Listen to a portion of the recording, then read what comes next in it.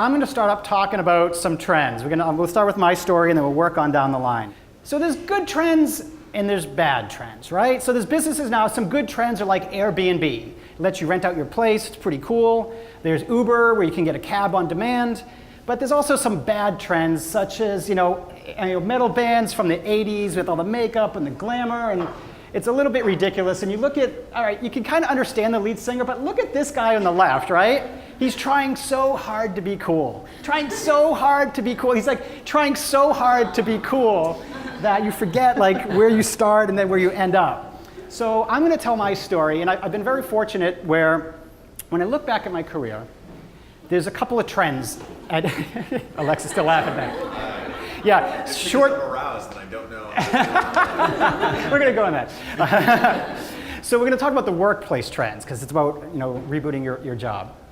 So the workplace trends I've been fortunate enough is to see. I spotted a trend in each step of my career. So I'm a little bit older than the crowd here. Back in 1992, something called Windows 3.1 was released. So Windows kind of revolutionized the PC for the next 10 or 15 years. And I was doing technical support, and I learned all about Windows and all about screens like this. So then flash forward to about 1994, and two things happened. MPEG video started to really gain steam. At the same time, CD-ROM burners became affordable. So I combined that. I was at a startup. I was the third employee at a startup. And people were like, oh yeah, startups are really cool. There's like slides. And no. It was like this. It was kind of like this. So if you're bootstrapping your startup, you can kind of identify with that. Then the next thing was 1998. I took another job during the internet boom.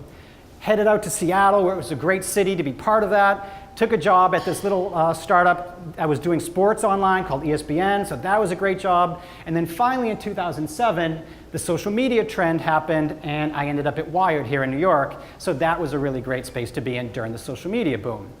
And I always have to explain this picture. I'm the one on the right. Brad is the one on the left. Okay.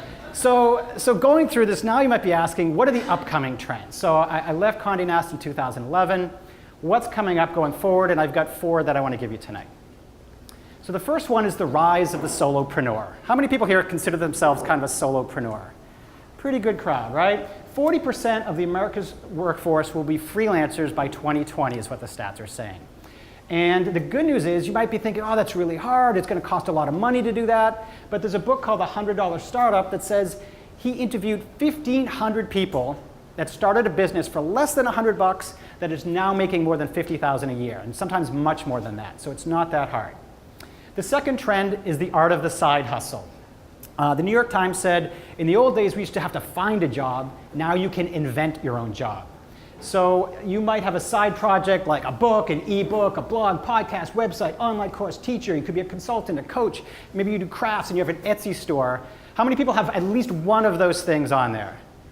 Pretty good crowd. How many have everything on there? Oh yes. I've got everything but the Etsy store. I have to come up with something.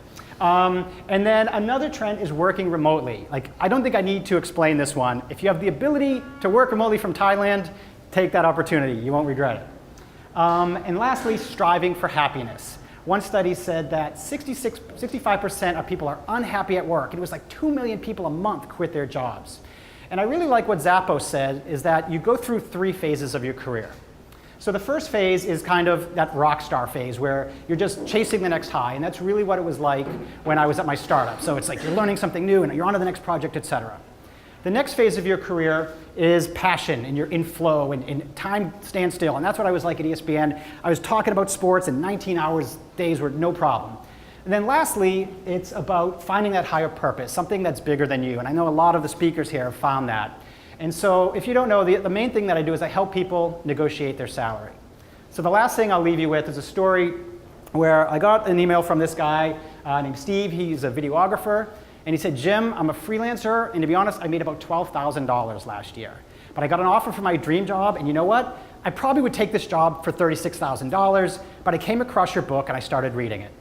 So he writes back, and he went into negotiation. He's like, I followed all your advice. I said all the things you told me, and they offered me $70,000. So huge, huge increase. And he's like, and even still, my heart was beating. I even negotiated that to $75,000. So he's like, many, many, many, many thanks.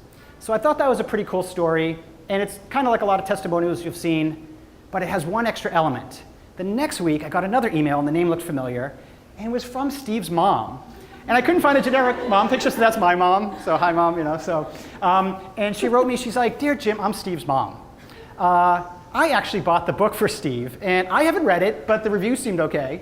And I've sent him lots of books over his college career. I've sent him books on dating, books on how to cook, books on business, all this stuff. And like any teenager or kid in college or just graduated, he did whatever kids do for unsolicited advice from their parents. He completely ignored me. But for some reason, he read your book."